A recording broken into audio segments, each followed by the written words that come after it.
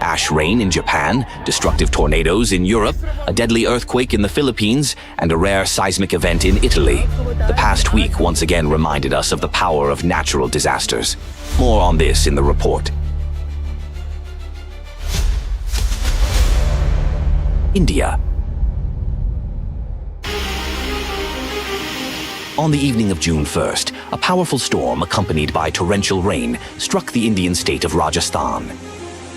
Winds reaching up to 100 kilometers per hour in some areas knocked down trees, destroyed building roofs, disabled power lines and transformer substations.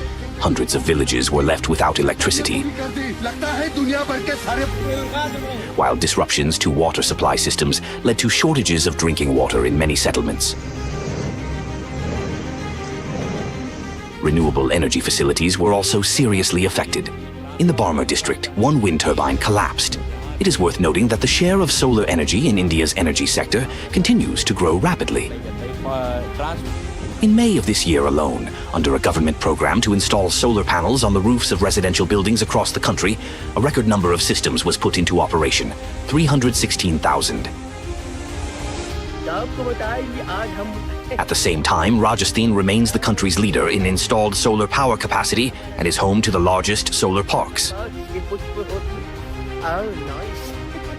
Unfortunately, this very infrastructure ended up in the impact zone of the powerful storm. In the Jaisalmer district, strong winds tore off and scattered hundreds of solar panels, and one worker was injured by flying debris.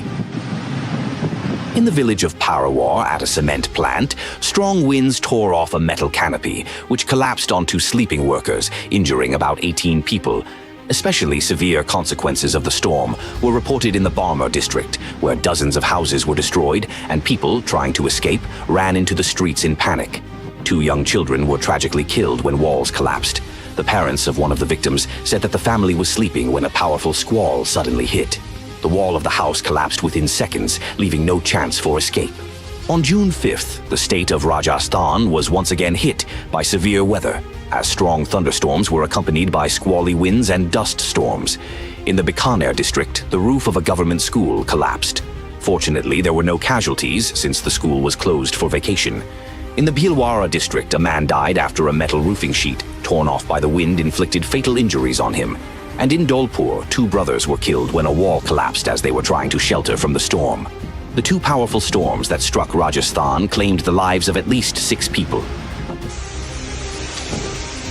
In the mountainous state of Sikkim, heavy rains triggered a landslide, as a result of which a car carrying a family of 4, including a child, was thrown into the Tayesta River. Rescue workers carried out a search operation for several days, but unfortunately, the people could not be saved. At Indira Gandhi International Airport in Delhi, a powerful storm with strong wind gusts struck on June 7th, damaging 3 Air India aircraft. Italy. During the first week of June, following record heat, a cold front moved across Italy, bringing a wave of severe and even extreme weather events from the north to the center of the country. On June 2nd, the Piedmont region was hit by severe thunderstorms. On screen, the provinces of Alessandria, Vercelli, and Novara were affected the most. In some areas, wind speeds exceeded 100 kilometers per hour. The severe weather knocked down trees, damaged rooftops, shattered windows, and disrupted the power supply. As a result of the storm, the Turin-Germagnano railway line was damaged, which led to a temporary suspension of train service.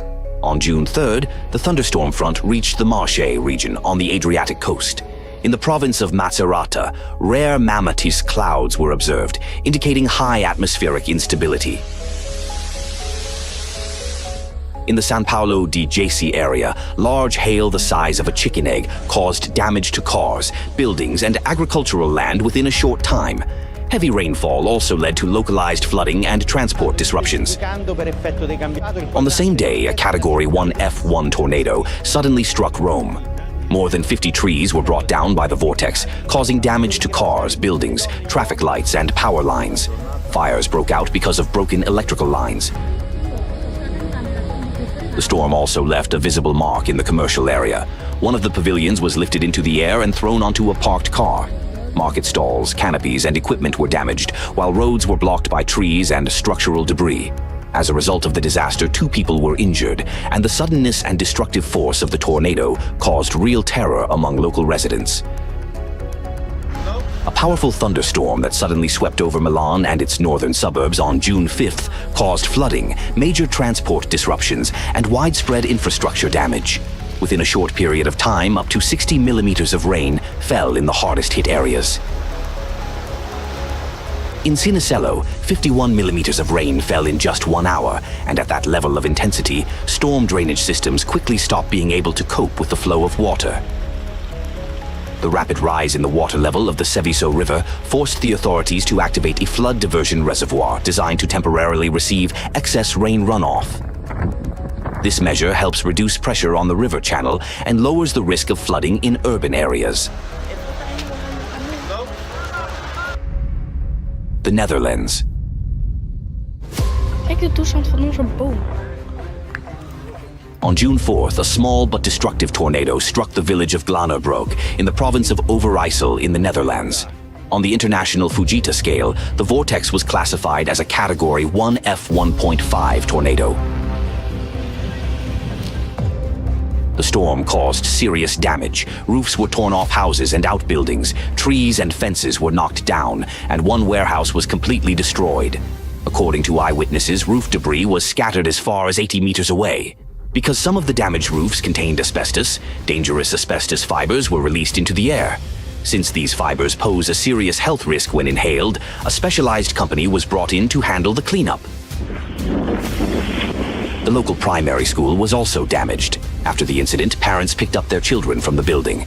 According to official information, there were no fatalities or injuries. The tornado then crossed the border into Germany and, after several minutes, reached the town of Grono in the state of North Rhine-Westphalia. By that time, its strength had decreased to Category 1 F1, so the consequences were less severe. Only minor roof damage and torn-off roof tiles were recorded.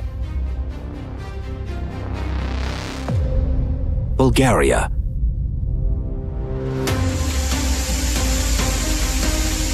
Starting on June 2nd, most of Bulgaria came under the influence of a storm with torrential rainfall and hail, which led to localized flooding and significant material damage in a number of regions. An especially critical situation developed in the village of Tica in the Sliven region. After intense downpours, the river overflowed its banks, flooding residential homes, yards, and roads. In some places, the water level reached 1 meter.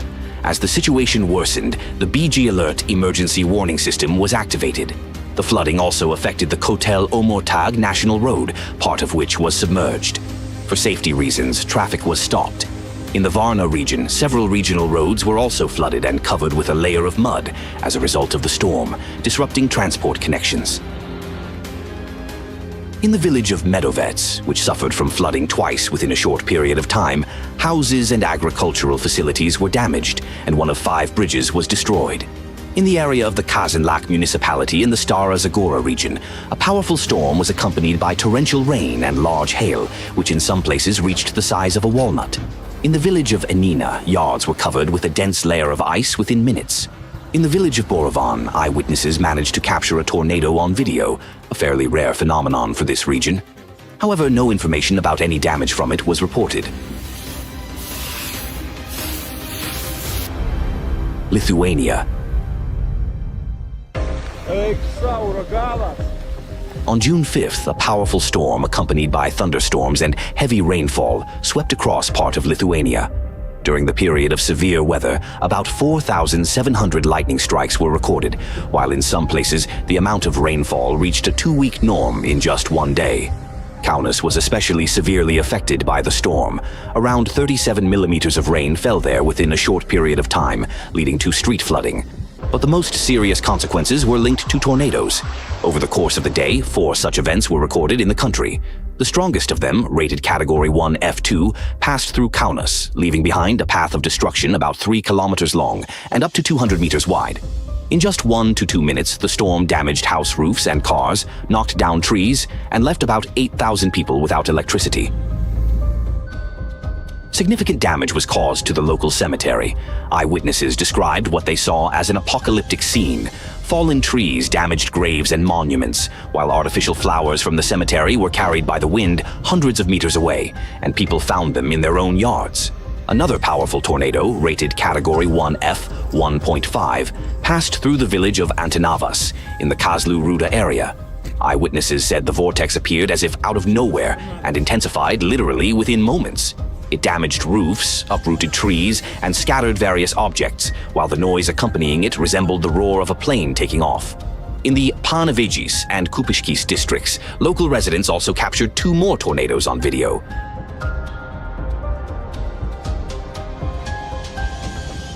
Seismic and volcanic activity.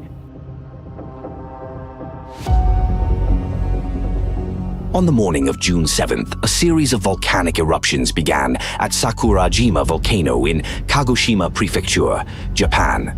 The first small emissions were observed from around 5 o'clock in the morning, followed by a more powerful eruption in the Minamidake crater, which became continuous and lasted for about 1 hour. The volcanic ash plume reached a height of about 1,300 meters above the crater and drifted westward toward the urban part of Kagoshima. Strong winds were observed over the city, with gusts exceeding 18 meters per second. As a result, ash fell across a wide area, mainly in the city center. The sky over the city darkened, while streets, rooftops, and cars were covered with a gray layer of volcanic ash. Rainfall created additional difficulties. Mixing with water, the ash formed so-called ash rain, which settled on surfaces, roads, clothing, bicycles, and entered swimming pools. To clean the city streets, the authorities in Kagoshima mobilized 46 specialized street cleaning vehicles for the first time in the past 11 months. Before the current episode, Sakurajima had already been showing signs of increased activity for several weeks. After April 11th, noticeable eruptions and explosions became more frequent again.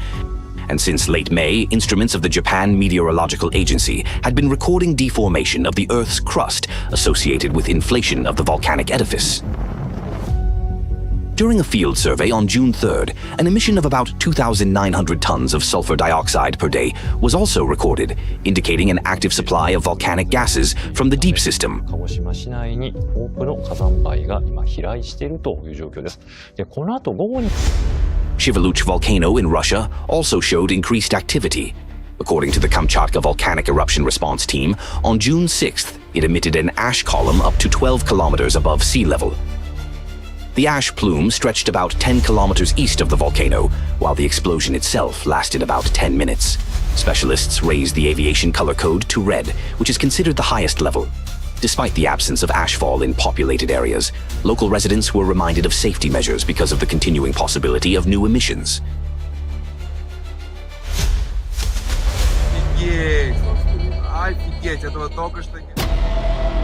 A strong, deep-focus earthquake with a magnitude of 6.1 occurred during the night of June 2nd in the waters of the Tyrrhenian Sea, off the northwestern coast of the Calabria region.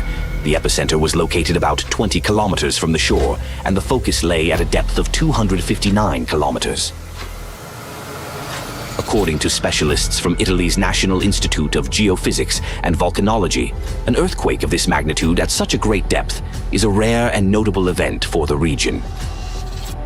The tremors were felt across a significant part of southern Italy, especially in Calabria and along the coast of the Tyrrhenian Sea. Reports of shaking also came from more distant areas, including the Lazio region. Inside homes, chandeliers swayed, furniture shook, and objects shifted, but there were no serious damage or injuries. Depth played a significant role. The high-frequency components of the waves, which are responsible for the sharpest and most destructive shaking, largely weakened on their way to the surface.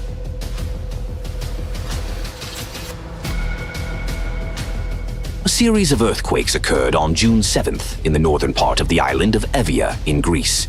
Within 6 minutes, specialists recorded 3 tremors, the strongest of which had a magnitude of 5.2. The epicenter was located in the area of the village of Prokopi. The tremors were felt not only on Evia, but also in the Attica region, including Athens. After the main earthquake, the region experienced intense aftershock activity. Overnight alone, about 70 seismic events with magnitudes of up to 4.3 were recorded. The earthquake did not cause significant destruction. The most noticeable damage was reported in the villages of Prokopi and Dafnausa. Mainly, the old housing stock was affected. Cracks appeared in buildings and partial damage to walls and individual structural elements was reported. In the town of Mantudi, small landslides and rockfalls occurred. A destructive earthquake with a magnitude of 7.8 occurred on the morning of June 8th off the coast of Mindanao Island in the Philippines. The tremors covered a significant area in the major port city of General Santos. With a population of about 720,000 people, the shaking intensity reached level 7 on the scale of the Philippine Seismological Service. The maximum instrumental readings, level 8, were recorded in the municipality of Malapatan in Sarangani province. The first tsunami waves reached the shore just a few minutes after the main shock. In Sarangani province, their maximum height was recorded at almost 1.5 meters, while waves of about 1 meter were observed along other sections of the southern Mindanao coast. In one village, houses on stilts were damaged. The tsunami was recorded not only in the Philippines, but also in other countries of the region. Off the coast of the Indonesian island of Sulawesi, the wave height reached 83 centimeters, while in Palau and Japan, it reached up to 30 centimeters. The most serious damage from the earthquake occurred in General Santos and neighboring areas. In the city, a restaurant building and a radio station building collapsed, while a large shopping mall and Notre Dame of Dadiangas University were damaged. Dangerous cracks appeared in the structure of one of the key bridges, and damage to communication towers caused serious communication disruptions in some areas. Transport infrastructure also suffered significant damage. Cracks formed on roads, and General Santos International Airport suspended operations for safety inspections. At least 63 domestic flights were cancelled. Exceptions were made only for humanitarian missions. The power supply system was also seriously affected. According to the Department of Energy, about 864,000 households were left without electricity, especially in the provinces of South Cotabato, Sultan Kudarat, and Davao. Power and communication outages significantly complicated the process of obtaining information from remote areas. A major landslide in Sarangani province became a tragic consequence of the earthquake. In the municipality of Glan, it buried residential homes at the foot of a mountain. Authorities reported the deaths of at least 14 people. The seismic event occurred on the first day of the school year and seriously disrupted the educational process. Classes were interrupted for more than 4 million students. In 6 regions of the country, more than 8,500 schools were damaged, while at least 62 educational institutions were completely destroyed. After the main shock, the region was hit by a series of powerful aftershocks. In less than 3 hours, 138 seismic events with magnitudes of up to 6.7 were recorded. The continuing seismic activity seriously complicated rescue operations. As of June 9th, the death toll had reached 41 people, at least 450 people had been injured, and dozens were still listed as missing. The earthquakes left tens of thousands of families homeless.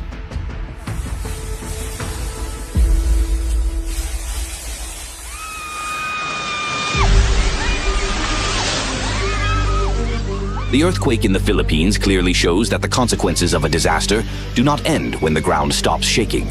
Saving lives is the most important thing. But then people face new questions. Where to live if their home has been destroyed?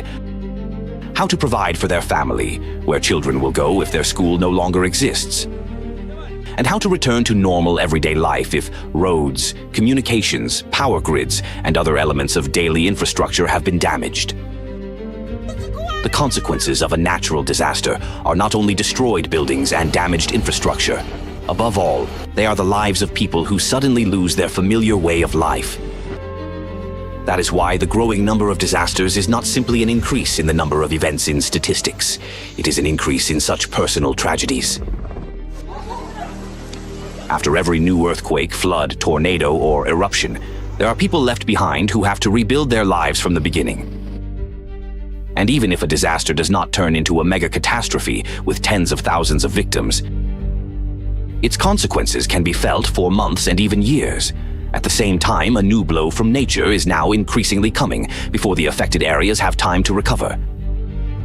Therefore, what is happening can no longer be perceived as a set of unrelated natural disasters.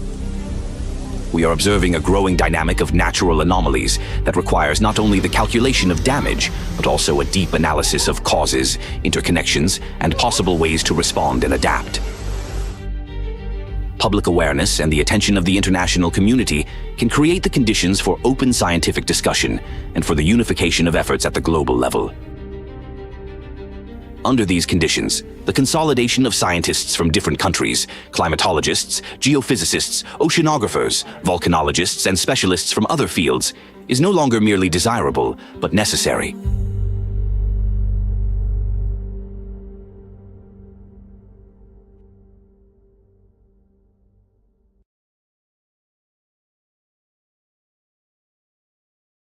Mr. Notek, as a MEP and a rapporteur on climate, what led you to bring the topic of nanoplastics to the floor of the European Parliament?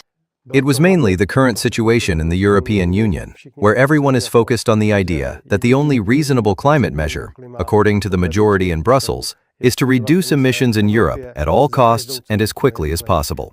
Yet today, we already know from studies, and today's conference is proof of that, for which I am glad, that there are simply more elements affecting climate stability and contributing to climate change. One of them, for instance, is nanoplastics in the environment. Moreover, it links to the topic of health. So, precisely at the moment when I realized that a large part of the European Parliament refuses to admit that there could be other factors, other elements causing climate change, I told myself, yes, this is the right moment. Let's organize a series of conferences. We started with today's, and I am glad it was a success. Did you enjoy the conference? Is there a specific moment that stood out to you or caught your interest the most? One always tries, besides the strictly technical details. I am a chemical engineer by training, so I am somewhat professionally inclined in that I enjoyed even the relatively technical side. The level of the scientists was truly high. But one always tries to gain some takeaways, those small details. And what absolutely stunned me the most today is that for an adult, or a middle-aged person like myself, it is possible to have a volume of plastic in your brain equivalent to a plastic teaspoon. Of course, it is distributed via nanoplastics throughout various parts. So it is possible that today, almost every 35 or 40-year-old citizen in the world carries microplastics in their head equal to the size of a teaspoon, which obviously forces one to think about it. The second thing that really resonated with me is that nanoplastics already affect the course of pregnancy. A human being is affected by nanoplastics even before they are born, because they enter the placenta and reach developing life. Naturally, this is a new phenomenon that humanity hasn't fully familiarized itself with yet. And likely, in the future, understanding it, researching it, and implementing measures to help reduce this will play a significant role. What do you think about the link between nanoplastics and the climate, potentially even climate change? It is a complex issue. And that is exactly what politicians, especially in Brussels, sometimes lack. Today they deal with health. Tomorrow they deal with climate. Yet we have these cross-cutting issues, and the topic of micro and nanoplastics falls exactly into this category. Today's conference brought many interesting insights into how nanoplastics in the environment don't just enter animals and humans, and potentially affect their immunity against, for example, bacterial diseases and so on, but also how they can act in the sea, how they can affect the absorption of greenhouse gases. When you connect all of this, you have a complex problem. For me, this wasn't entirely news. It was one of the reasons why we organized this conference. But I am really glad we were able to connect nanoplastics across health and climate, as not everyone is able to think about it in this way. The conference was indeed packed with information. As a politician, what do you see as the next step? Clearly, the topic needs to be kept on the table. There are many topics out there. Many politicians also don't like to change the subject.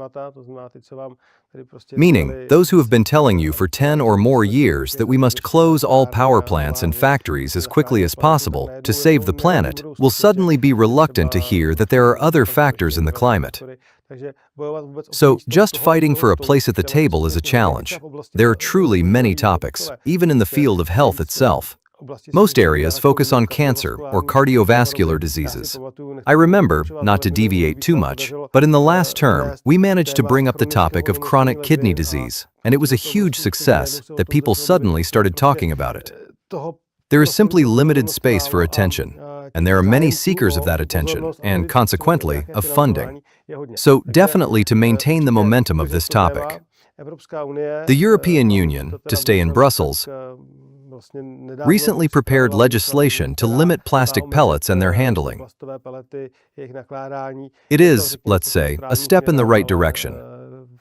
But in the context of the information we learn today, it is insufficient. This means gaining support in all directions, at the level of politicians, MEPs, ministers, but also the professional public. I want to thank everyone who managed to come from all across Europe to today's conference. Truly, many European states were represented, and of course, there were speakers from the United States.